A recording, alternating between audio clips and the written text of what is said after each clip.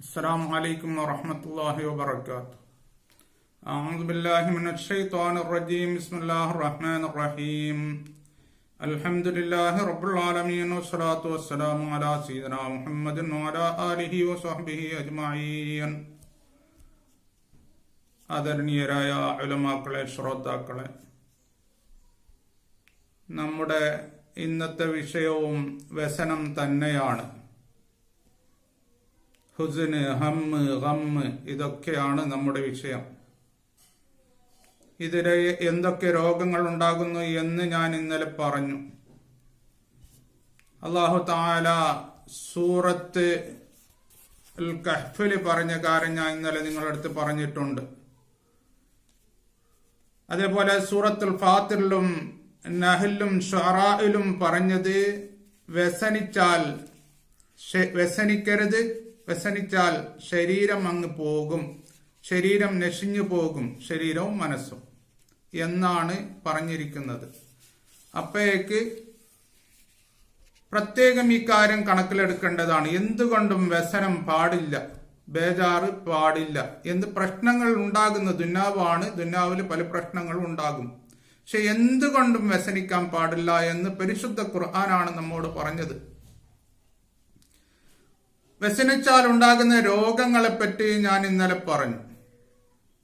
ഒരുപാട് പ്രശ്നങ്ങൾ, രോഗങ്ങൾ മനസ്സിനും ശരീരത്തിനും ബാധിക്കുന്നത് ഏറ്റവും കൂടുതൽ ഈ വ്യസനത്തിലൂടെയാണ്, ബേജാറിലൂടെയാണ്. ഒരു കാരണവശാലും ബേജാറ് കൊണ്ട് പ്രശ്നങ്ങള് സോൾവ് ചെയ്ത ഒരാളെയും നമുക്കിവിടെ കാണാൻ കഴിയില്ല. ഇനി എന്താ ഈ ബേജാറ് വ്യസനം കൊണ്ട് നമുക്ക് കിട്ടുന്ന രോഗങ്ങള്? നമ്മുടെ ഡൈജസ്റ്റീവ് സിസ്റ്റമിന്, ദഹന പ്രക്രിയക്ക് തകരാറുകൾ ഉണ്ടാകും. അതായത് തീരെ വിശപ്പില്ലാത്ത ഒരവസ്ഥ. ഇന്ന് ഏറ്റവും കൂടുതൽ ആൾക്കാർ പറയുന്ന ഒരു കംപ്ലൈന്റ് ആണ് വിശപ്പില്ല എന്ന്. വ്യസനം മനസ്സിൽ കുന്നുകൂടിയാൽ വിശപ്പില്ലാത്ത അവസ്ഥ വരും. പോഷകങ്ങൾ നമ്മുടെ ശരീരത്തിന് ആവശ്യമായ, നമുക്ക് ജീവിക്കാൻ ആവശ്യമായ പോഷകങ്ങൾ, ന്യൂട്രീഷൻസുകൾ കുറയും, അത് ഇല്ലാണ്ടാകും. ചിലപ്പോ വ്യസനം നമ്മുടെ മനസ്സിൽ കുന്നുകൂട്ടുന്നത് കൊണ്ട് കൂടുതൽ ഭക്ഷിക്കുന്ന ഒരവസ്ഥയും വരും. എത്ര ഭക്ഷിച്ചാലും മതിയാവൂല, അങ്ങനത്തെ അവസ്ഥയും ചിലപ്പോൾ ഉണ്ടാകും. അങ്ങനെ ഉണ്ടായാൽ അവന്റെ വെയിറ്റ് കൂടും. വെയിറ്റ് കൂടിയിട്ട് അവൻ പൊണ്ണത്തടിയനാകും, ഭയങ്കരം തടിയനാകും, വെയിറ്റ് കൂടും.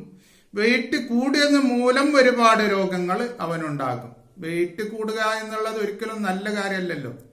പലർക്കും പ്രശ്നങ്ങൾ വെയിറ്റ് കുറഞ്ഞെങ്കിൽ എല്ലാവർക്കും വല്ലാത്ത ഖേദാണ്. സത്യത്തിൽ അത് അത്ര ഖേദിക്കേണ്ട കാര്യം ഒരിക്കലും അല്ല.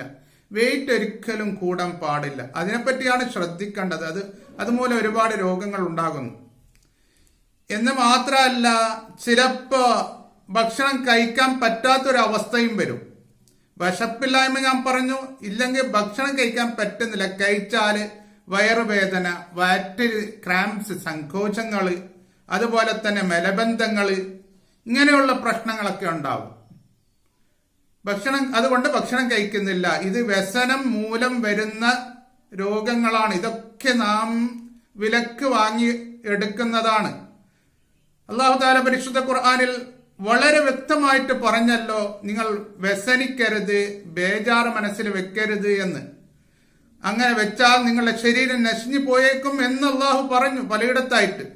പിന്നെ എന്തുകൊണ്ട് നാം ശ്രദ്ധിക്കുന്നില്ല? മാൽന്യൂട്രീഷൻസ്, നമ്മുടെ പോഷകങ്ങൾ ഇല്ലാത്ത ഒരവസ്ഥകള് വരും. പിന്നെ ഇതിന്റെ ഇങ്ങനെ ഉണ്ടായാൽ പിന്നെ അതിനെ മരുന്ന് വാങ്ങിച്ചിട്ട്, നമുക്ക് ഒരു ഡോക്ടറെ, സൈക്കാട്രിസ്റ്റിനെ കണ്ടിട്ട് മരുന്ന് വാങ്ങിച്ചാലും ആ മരുന്നിനെ ഈ രോഗങ്ങൾ ചിലപ്പോൾ കൂട്ടാക്കിക്കൊള്ളണം എന്നില്ല. അപ്പൊ ഈ സമയത്തൊക്കെ അങ്ങനെ നല്ല വ്യസനം ആർക്കും ഉണ്ടെങ്കിൽ, ഒരിക്കലും മരുന്ന് ഉണ്ടെങ്കിൽ നേരെ ഭക്ഷണം കഴിക്കണം എന്നാ പറയുന്നത്. ഭക്ഷണത്തിൽ ഒരു നിയന്ത്രണം പാലിക്കണം എന്നാണ് പറയുന്നത്. നിയന്ത്രണം എന്ന് പറഞ്ഞാൽ സമയത്തൊക്കെ കഴിക്കണം, ഒരു പരിധിയിൽ കഴിക്കണം എന്നാണ് അർത്ഥം. ഇനി നമ്മുടെ ഹാർട്ടിനെ ബാധിക്കുന്ന വ്യസനം, നമ്മുടെ ഹാർട്ടിന്റെ, ഹൃദയത്തിന്റെ, രക്തചംക്രമണത്തിന്റെ പ്രശ്നങ്ങൾക്ക് ബാധിക്കുന്നുണ്ട്. അതായത് അതിന്റെ പ്രവർത്തനങ്ങൾക്ക് ബാധിക്കുന്നുണ്ട്. ഹാർട്ടിന്, കാർഡിയോവാസ്കുലർ സിസ്റ്റമിന് ബാധിക്കുന്നുണ്ട്. നമ്മുടെ രോഗപ്രതിരോധ ശക്തിക്കും ബാധിക്കുന്നുണ്ട്. അത് വലിയ പ്രശ്നമാണല്ല. എപ്പോഴും ക്ലാസ് എടുക്കുമ്പോഴേക്ക് പലപ്പോഴും പറയാറുള്ള ഒരു വിഷയമാണല്ലോ, വളരെ പ്രധാനപ്പെട്ട നമ്മുടെ ശരീരത്തിന്റെ അകത്ത് അള്ളാഹു താല ഡിപ്ലോയ് ചെയ്ത, അള്ളാഹു താല നിയോഗിച്ച ആ മിലിറ്ററി സിസ്റ്റം, ആ ആർമി സിസ്റ്റം, അത് ഒരിക്കലും വീക്കാകാൻ പാടില്ല. അതിന് തകരാറുകൾ പറ്റാൻ പാടില്ല. അതിന് പ്രശ്നങ്ങൾ ഉണ്ടാകാൻ പാടില്ല. അവരെപ്പോഴും നമ്മുടെ ശരീരത്തിന്റെ കാവൽഭടന്മാരാണ്. അവർക്ക് പ്രശ്നങ്ങൾ ഉണ്ടാകും, അവർ വീക്കായി പോകും. അപ്പോഴേക്ക് മറ്റുള്ള പുറം ശക്തികളായ, ബാഹ്യശക്തികളായ അണുക്കളെയും രോഗാണുക്കളെയും ബാക്ടീരിയകളെയും അവർക്ക് ചെറുത്തു തോൽപ്പിക്കാൻ ഒരിക്കലും കഴിയില്ല. അങ്ങനത്തെ ഒരവസ്ഥ ഉണ്ടാകും. പിന്നെ നാം വലിയ രോഗികളാകും.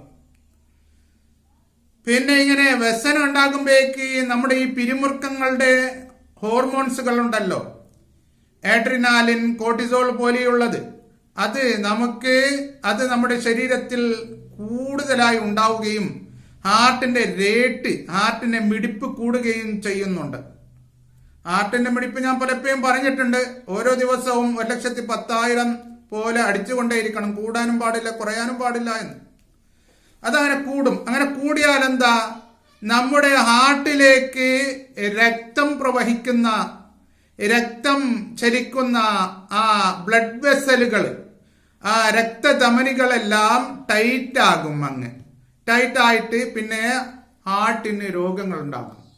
ഹാർട്ടിന് പ്രശ്നങ്ങൾ, ഹാർട്ടിന് രോഗങ്ങൾ, ഹാർട്ട് ഫെയിലുവർ, ഹാർട്ട് അറ്റാക്കുകൾ, ഇങ്ങനെയുള്ള പ്രശ്നങ്ങളൊക്കെ ഉണ്ടാകും. എന്താണ് ഈ വ്യസനം മാത്രമാണ് അതിന് കാരണം. അതുകൊണ്ട് അള്ളാഹു താല ഒറ്റ വാക്കിലാ പറഞ്ഞു, വ്യസനം വെക്കരുത്, നിങ്ങളുടെ ശരീരത്തെ അത് നശിപ്പിക്കാൻ സാധ്യതയുണ്ട് എന്ന്.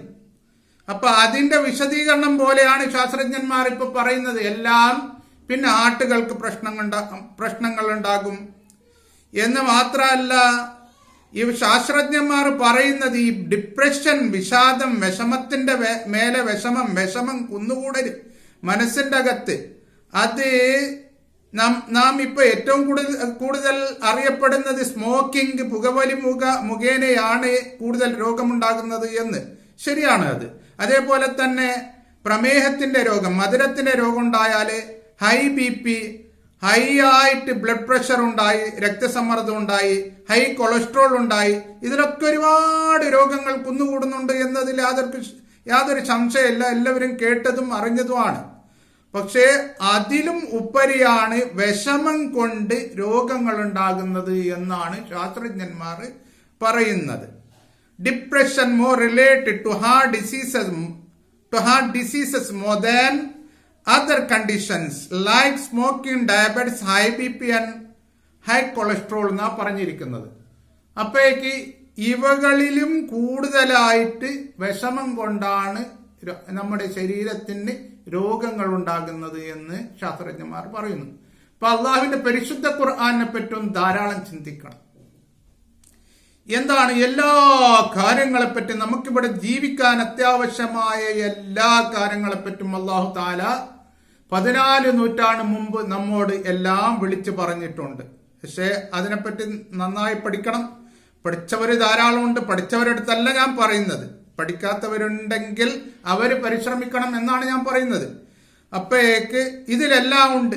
ചുരുക്കത്തിൽ പരിശുദ്ധ ഖുർആനും തിരുഹദീസുകളും അതനുസരിച്ച് നാം അതേപോലെ അക്ഷരാർത്ഥത്തിൽ അതനുസരിച്ച് ജീവിക്കുകയാണെങ്കിൽ നമുക്കിവിടെ നമ്മുടെ മനസ്സിനോ, നമ്മുടെ ശരീരത്തിനോ, നമ്മുടെ കുടുംബത്തിലോ, സാമൂഹ്യപരമായോ സമുദായത്തിലോ ഒരു പ്രശ്നങ്ങളും ഉണ്ടാവുകയില്ല എന്നുള്ളതിൽ യാതൊരു തർക്കവും സംശയവും ഇല്ല. കാരണം ശരിക്കും ഖുർആനൊന്ന് നാം പഠിക്കണം. അതിന്റെ ആരോഗ്യ വശങ്ങളൊക്കെ നാം നന്നായിട്ടൊന്ന് പഠിക്കണം. അപ്പോഴേക്കാണ് നമുക്ക് എന്താണ് ഈ പരിശുദ്ധ ഖുർആനിൽ ഇത്രമാത്രം കാര്യങ്ങൾ, വളരെ ഗഹനമായി ആഴമേറെ കാര്യങ്ങളൊക്കെ നമ്മെ ഉണർത്തിയിട്ടുണ്ട് എന്ന് നമുക്ക് മനസ്സിലാക്കാൻ പറ്റുകയുള്ളൂ. ഇങ്ങനെ ഇത് മാത്രമല്ല, ഇപ്പൊ ആരോഗ്യശാസ്ത്രത്തെ പറ്റി മാത്രം മാനസിക ശാരീരിക പ്രശ്നങ്ങള്, അതിന്റെ പ്രതിവിധികള്, അതിന്റെ ആരോഗ്യപരമായ കാര്യങ്ങൾ, മെഡിസിനുകളെ പറ്റി പറഞ്ഞാൽ കൊല്ലങ്ങൾ പറഞ്ഞാലും ദൈനംദിനം തീരൂല.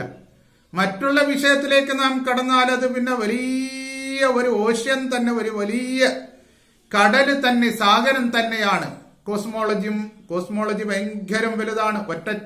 ഒറ്റപ്പെട്ട ആയത്തുകളിൽ തന്നെ നാം കോസ്മോളജിയെ പറ്റി പറഞ്ഞാൽ ഇന്നഫി സമാവാതി വൽ അർളിൽ ആയാത്തിൽ ലിൽ മുഅ്മിനീൻ അല്ലാഹു പറഞ്ഞു.